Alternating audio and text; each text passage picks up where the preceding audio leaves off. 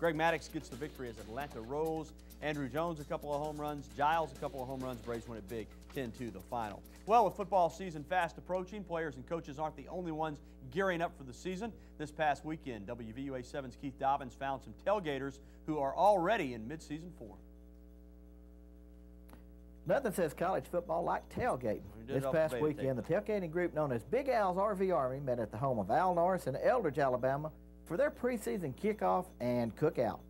Then as the time goes on, one of the guys in our gang said, "Hey, Al," he says, "why can't we meet at your place every year about 1st of August and we'll have a football kickoff?"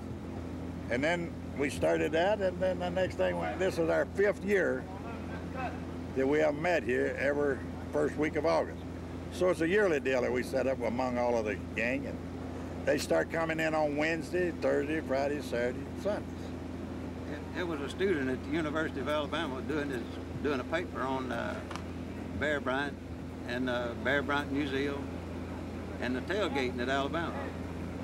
And Al and I were sitting down at Tuscaloosa waiting on the ball game, and he came by.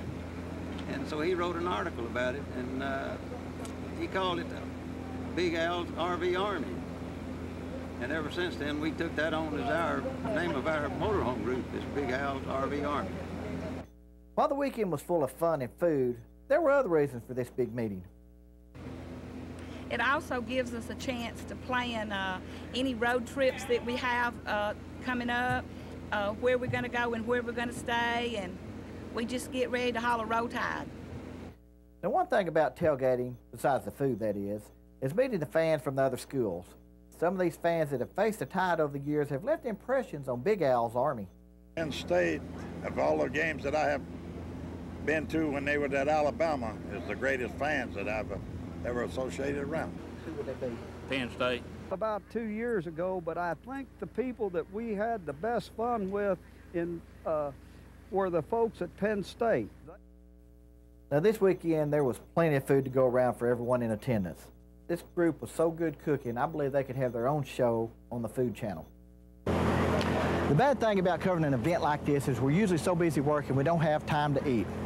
In Eldridge, Alabama, I'm Keith Dobbins, 7 Sports. Somebody give that man a napkin. Keith Dobbins, hard at work. I'm telling you. Back in a moment. This little thing.